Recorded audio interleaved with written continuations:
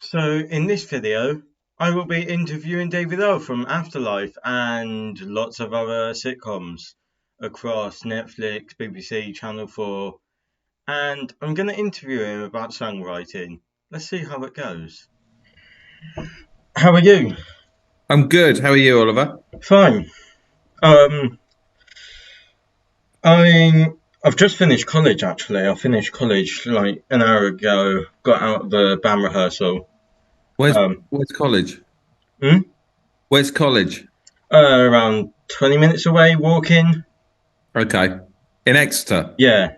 Yeah, I'm in the same room. band rehearsal. Yeah, band rehearsal. So I'm in the Exeter College big band. So we do like Oh, lots of like swing and movie stuff, what Skyfall. do, what do you play? I play the drums. Ooh, very Um, nice. what was your first exposure to music? Because I was just listening to The Cure just now, um, which I've heard you're a big fan of. But what's your first exposure to music? Are you really asking me questions about music? Yes. Why?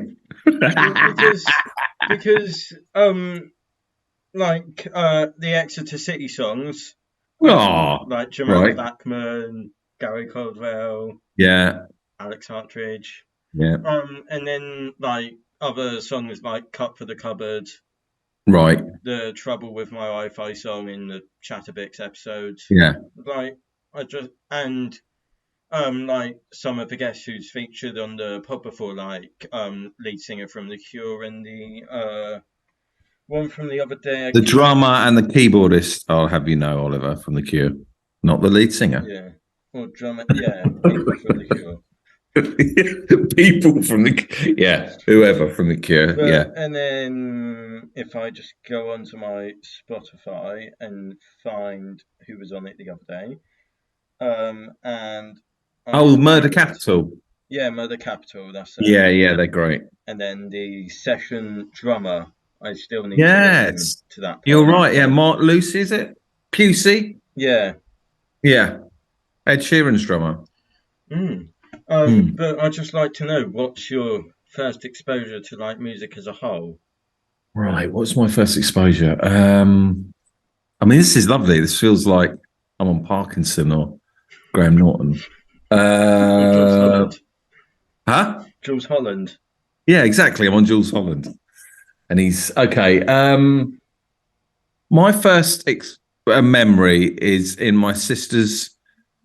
I'm in my room and I hear music coming from my sister's room, and she's 7 years older than me, and she's playing Stevie Wonder and David Bowie, and they really stick in my head, Stevie Wonder and David Bowie. And I used to creep into her room when she was out and play her music, and then she'd have a go at me. So Yeah. I'm guessing that would be on like maybe CDs or Ooh, no, no, cassette tapes, no. This would be on like records, records, vinyl. vinyl. Yeah, yeah, yeah. So I think that's a really good education. Stevie Wonder and David Bowie. It's about as good as it gets. So that's my first. And then my mum would play terrible music in the car. And yeah. So it was my sister's though, my sister's music. Because Yeah. I'm very much into like classic rock, like Queen, bit of My Queen. boys like Queen. Mm. Yeah. I think Queen's coming back into fashion now because because of the film. But then I Right. also like sort of like different music. Like I also listen to David Bowie quite a lot, and also like been delving into like some 80s pop recently, like Toto and other stuff like that. Mm. And I think like music as a whole is just like amazing. Like the ranges of music from like novelty songs, like theme songs like Exeter City and that, to then like go to the other end and you find like metal and heavy metal. Yeah. But more importantly, like I want this interview to be about like the songwriting process because for my Yeah. final major project, I've created a TV show. Have you? Yes, I'm creating in the process of editing it right now. Right. But I recorded it last Tuesday, last week. Got loads of bands in. They all performed. Did a couple of like interviews, and I kind of want to write a TV show jingle to go along with it, but I suffer from severe writer's block. I just Right. can't. Okay. Well, when it Don't. comes to writing music, Yeah. okay. And like, I Okay. was wondering if you could help me with like You're writing asking the something. man who wrote Alex Hartridge song. Yeah. You really got the nerve. Um, um, you want to know? What do you want to know? Because I'm finding this funny. Because any one of my friends, if they could watch this now, they go, "Why the hell are you asking David these questions?" But like, I'm more inspired. Did you create the opening jingle for the Chatterbix No, no, podcast? God, that one, no. I just found no. That was just a Yeah. tune I found online. Because Yeah, like, I'm into like something like I'd like to create something on Logic and then like yeah. sort of like make it fit what I'm doing. Like, Well, I've done a Weetabix jingle and a Greg's jingle. If that's your thing. Do you want to hear my Greg's jingle? yeah. Okay, I played my Greg's jingle. Let's see how that goes down. Uh,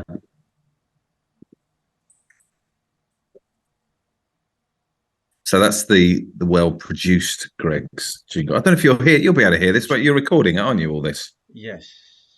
Are you? Yes. You sure? Yes, I am. Oh, I don't know if it's recording my end. Well, I can hear you. No, but are you actually recording the files? No, I'm just like hit record on OBS and it's recording my like the desktop audio, like what's coming off Sorry, this sorry. these speakers on the desktop. Okay.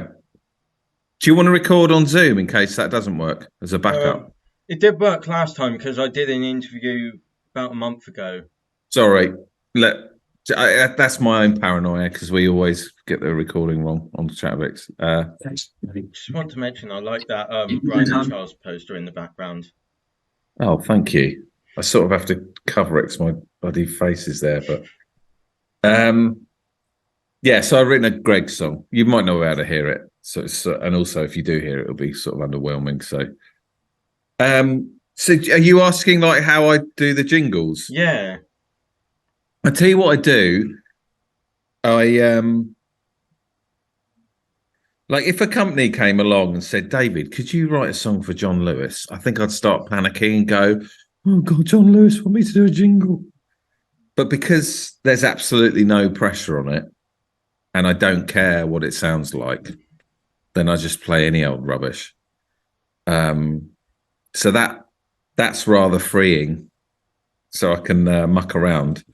But I don't know. The first thing I do is just I go into Logic, drag a drum beat in, just and then sing a melody in my head, and then bang it on top. And then once I've created like a little minute and a half, I just send it over to Daniel, my producer, and he makes it sound professional. But for me, I don't know if it is for you. Maybe it's to do with pressure, or you feel like you've got to create good stuff. But once I've taken the importance out of it, so I don't care what it is. I just bung any old tune down. yeah, Yeah. But like I said, if there was pressure on me and if I was commissioned to write something, I think I'd start worrying, going, oh, that's not good enough. Oh God. So yeah, that helps.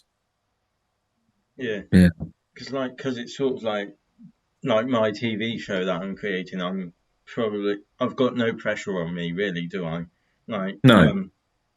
Is I'm this for gonna A level? no, it's not A level. It's UAL, which stands for University of the Arts London. So it's like a step below like actual university because I'm going Okay. to Bristol BIM, British Institute of Modern Music, in September, going up to Bristol. Oh, amazing. Hmm? That's amazing. Yeah. I passed my audition like 2 months ago. Finally got somewhere to live. Like that all happened last week. Yeah. But the struggles of finding accommodation. Are you Absolute. sharing a house or you've got halls of residence or?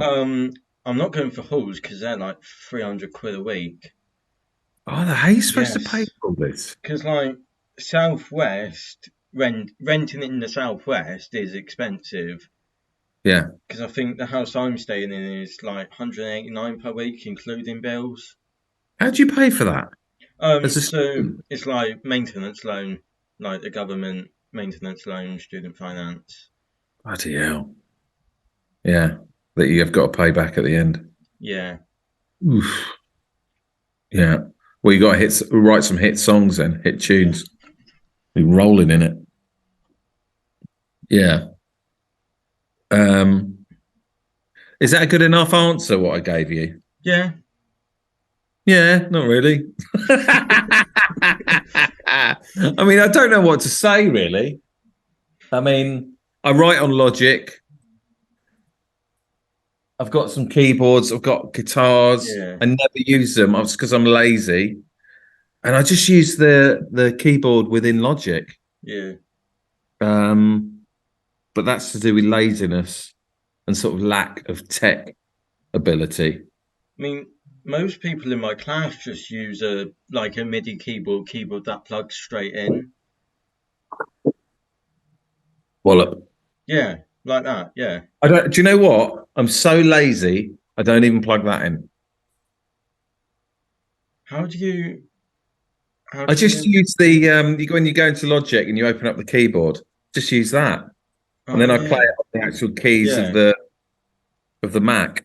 Yeah. I mean, this is covered in dust. This has written some wonderful tunes. So what goes through your do you have like a blank mind when you go to opening up a blank Logic project, or do you have like something already there that you want to like write down? Right. Right. So I'm just going to think of the silly things I've written for Exeter. I'd literally just open the computer. I find like I don't put any importance on anything because no one cares and they're just silly songs. I don't put any importance on what I could literally go down the samples of drums and go pick that, drag that in, listen to that, and I go, okay, and straight away I go, it sort of inspires a little melody, and then I'll make that, and that is it. So That's all there is to it. it's as simple as that. And Yeah. then you just like bounce the file down, put it into maybe a video editing project, put some players' faces on there. Oh, what when I do the little Yeah, videos? yeah, Well, like I said, yeah, I'll do a little demo of a minute. I'll send it to Daniel Reed, who's a very good musician and a very good singer. And he's got a little studio. And I literally go, here's a song about some footballer with nice legs. Harry Kite. See what you can do with it. And he'll bring it back and he'll make it sound lovely and he'll add bits to it, but he'll make it sound like a proper song. So, do you know what? I'll show you the difference to show you what Daniel does to it. So here's my Greg's one. I don't know if you're able to hear it. Can you hear that? She's an onion bake. Yes. Download the app. Yeah. And all the one Greg. Greg. Skip the cues. Music that can collect. Go on. Skip them. Yeah. Listen all the one. Play this. Steak, bake, oh yeah. She's an onion bake. Bake, bean, bake. Greg. Just all the one. Download the app. Okay, so I did that on Logic. Yeah. Stunning. Yeah. But so I sent it to Daniel And he came back with this. He always comes back with it 2 hours later. It's like feeding it into some music machine, pressing a button, then out comes a proper sound. So he sent back this.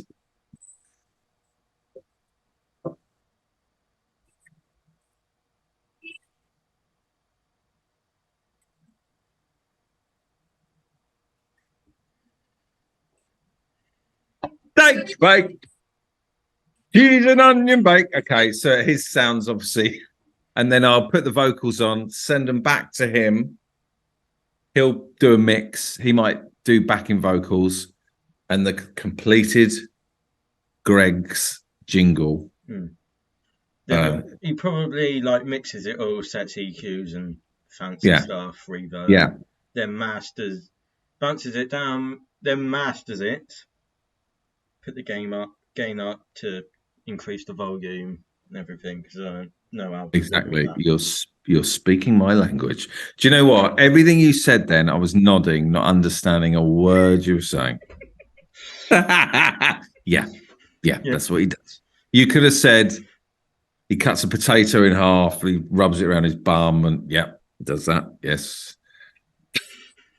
Yeah. So that is it. There's not. Do you know what? So I've got together with someone called Grace, and I'm actually trying to write serious music. Ooh. Yeah. How's that made you feel? As in what type of serious music? Well, just, I don't always listen to music that's steak, bake, cheese and onion bake, but because of my job, that's. But sometimes I'm a rather contemplative, thoughtful young man, and no, I just wanted to write other music, so we're doing that. So that's sort of different, because then I do care about what I'm hearing. So that's a bit harder, thank God. Yeah.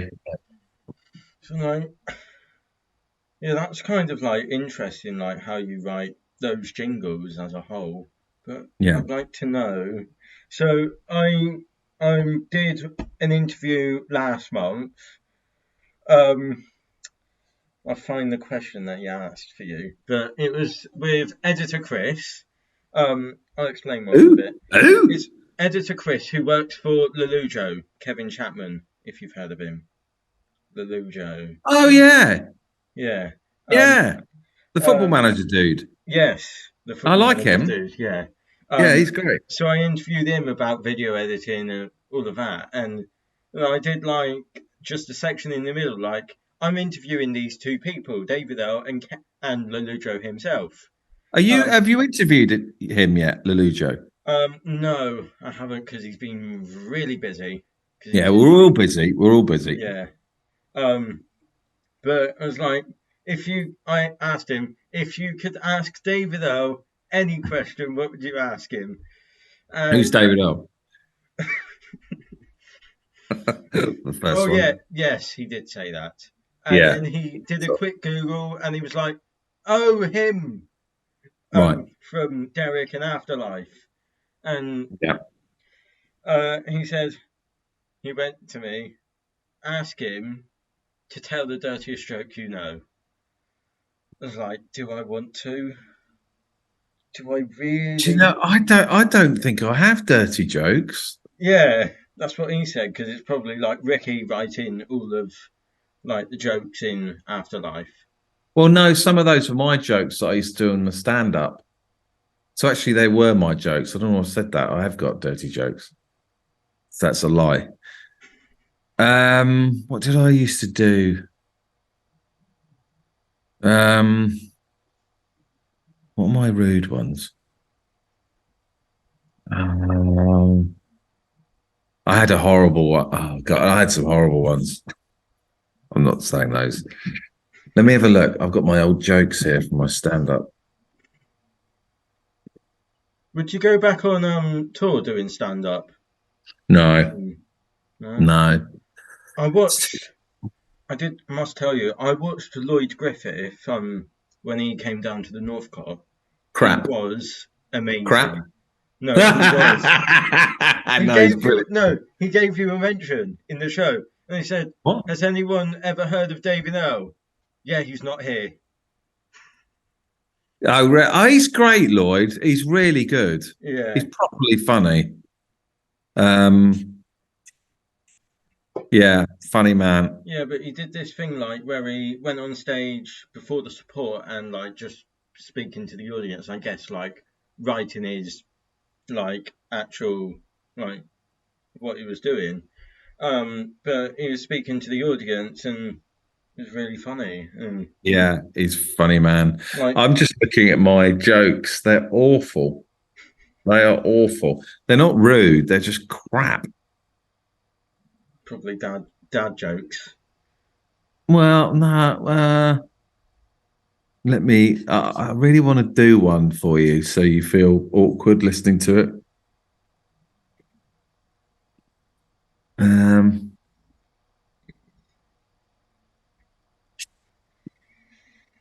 Oh, here was a joke I used to do. Knock, knock, knock, knock, knock, knock, knock, knock, knock, knock, knock, knockity knock, knock, knock, knock, knock, knock, knock, knock, knock, knockity knock, knock, knock.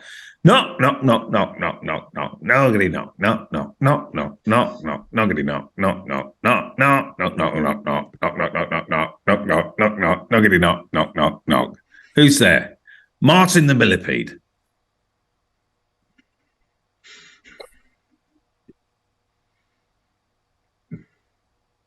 I don't.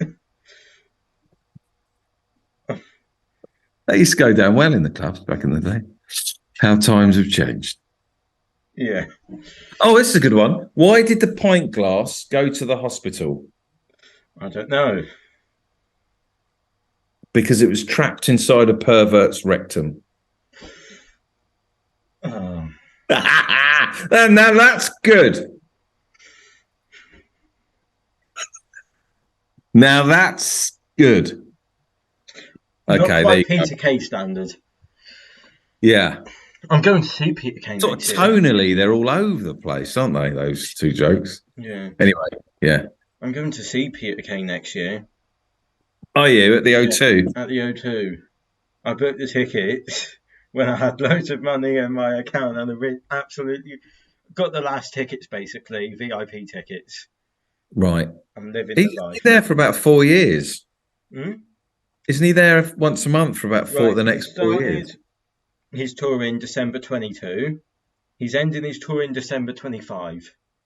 That's 3 years. Wow. Amazing. Yeah.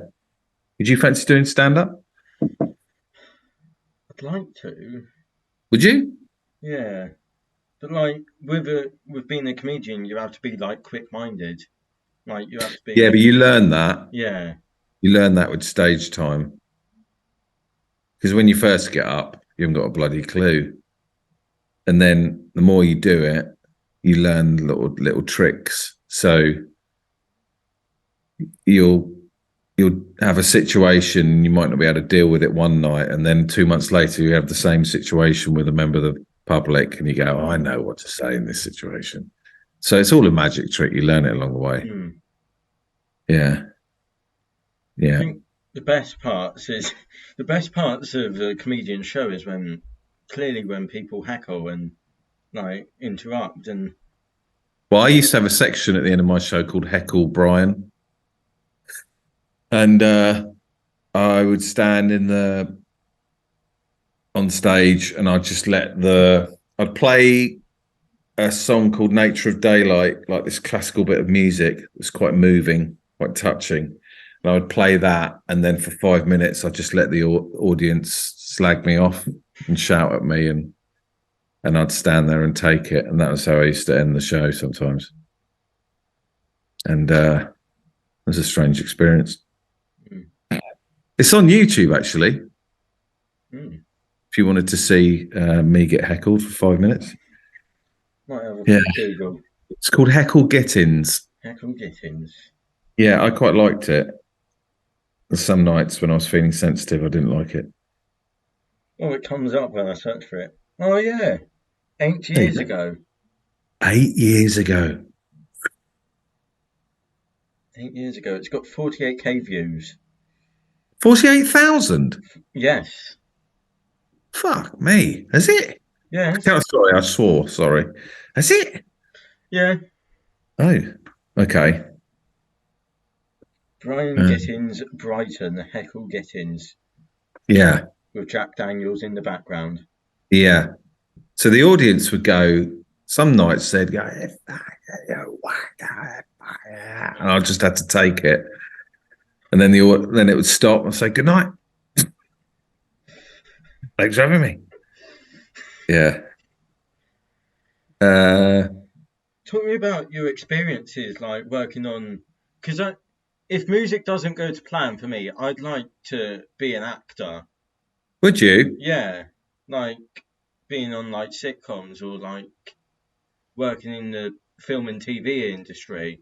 Like, talk me through your like experiences on Afterlife, Cockfields, Brian and Charles. My experiences. How I sort of got there, or Yeah, or like actually the making of. how you got there. Well, I got there when I was about 25. I started making like silly sketches and films with my close mates, and then over the next sort of 3-4 years, that my mates sort of stopped doing that, but I carried on. I just really loved doing it, to the point where I started doing them on my own. And I created a short film, like 15-minute film, where I played this monster hunter character called Graham. So I made this 15-minute film, just like a talking head in his van, looking for a lake monster in North Wales. And I sent that film in to someone, sent it to their agent, and it was Ricky and Stephen's agent, Ricky Gervais's agent. Yeah. And they watched it and liked it and invited me up and met me. And then since then, like Ricky put me in extras and Cemetery Junction. And because through that I got an agent, and that agent said, you need to do stand-up comedy to get yourself out there. Otherwise, you're just a bloke in a room making videos. So I was like, oh no, I've got to do stand-up. I sort of always wanted to do stand-up comedy, but it was just way too scary. But I thought, okay, now's my chance to have a go. And then I did that, and sort of did that for 10 years. Met Joe on the circuit. He was only really one of like a handful of people that really made me laugh. And I got in touch with Joe and I said, do you want to try and write a sitcom together? And he went, yeah. What sitcoms do you like? And we both like the same ones. And the first sitcom we wrote was called Rovers. Yeah. And it got made. We couldn't believe it. Like, that is not how it works normally. I think it was just sort of luck and timing. But most people don't get stuff away, or it takes years. And we wrote, the first thing we wrote, we got it away and we were like, oh, this is easy. And then Rovers got cancelled after the first series. And the next 2 or 3 ideas came up with didn't get made. And we went, oh, this is not easy. This is really hard. So, but we treated it like a job, and we would Skype one another 5 days a week from 8:30 in the morning till 5:30. Just writing, trying to come up with ideas. And yeah, I feel like we put a lot of work in. And then obviously alongside that, in tandem with that, Ricky gave me some work in Derek and Afterlife, and yeah. And then after that, it was Cockfields. Suddenly, 2 years later, out of the blue, Gold got hold of the script and just said, oh, we want to make it. And we're like, oh. So that's how that happened. It was turned down by the BBC. Gold bought it and made it, and now the BBC have bought it back. Yeah. Yeah. Weird, isn't it? So I reckon, because I first started watching Afterlife a couple months ago. Watch it when it first came out, because I didn't have Netflix at the time. But it was like watched it all with my dad. It was like, this is amazing how Ricky can write stuff like this and like go from a really sad scene at one point to like a happy scene at the next. Mm-hmm. It was like, Yeah. Yeah. I think it might have been one of the best comedies, British Well, comedies. Afterlife. Yeah, like probably this, like of the 2000s. Like it's Yeah. Oh, one of the great. best I'm glad you comedies. liked it. Yeah. Yeah. Because when you make these things or you're sort of involved in it, you've got no idea how it's going to go down. Mm. So, yeah, I think everyone's sort of surprised, not surprised, yeah, surprised at how well it got. It seemed to touch a nerve, Ricky's writing. Yeah, it's crazy. It's always good fun writing with working with Ricky. Yeah, And yeah, plus, if you didn't know this, Only Fools and Horses nearly got cancelled after the first season. yeah. I mean, a lot of things do. Yeah, A lot of things do. I think you always need like not always, but it helps to have more than one series of something. Because then you get to know the characters and you sort of know what the character's going to say before it comes in the room, before that character comes in the room. So you're familiar with them and it makes you laugh even before they've said anything. But it takes a while. It takes time spent with these characters before you sort of feel comfortable with them. And also as a writer as well, you don't know what the hell you're writing in the first series. But once you see it on screen and you see the actors say your words and you know the actors, because you don't know who you're going to cast when you write it. So once you